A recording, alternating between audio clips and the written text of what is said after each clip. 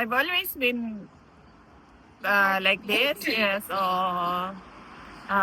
Even before I was vice president and hanggang naging vice president ako. And I don't see uh, na magbabago yung disposition ko because of a few problems here and there.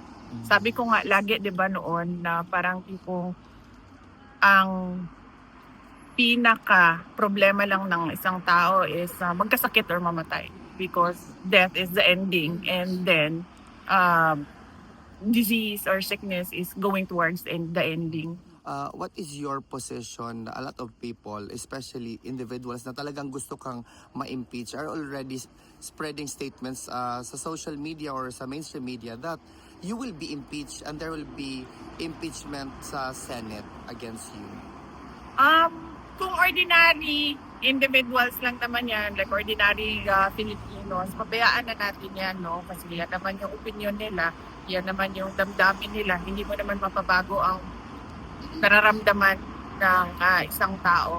But it is different siguro kapag congressman na yung nagsasabi or senator na yung nagsasabi. Kasi magtatanong ka, bakit sobrang sigurado ka na tapos na ito? I was about to ask VP because Representative Ridon actually even made mention in an interview that you're very clear na talaga that there will be 106 votes which is required for the articles of impeachment na ma-endorse doon sa Senate.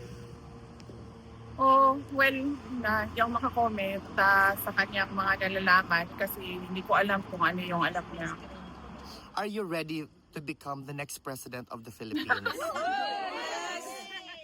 I'm already a presumptive candidate because I declared my intention to run for the next presidential elections. We can only pray that there will be a presidential elections on 2028 and it will be honest, orderly, and peaceful.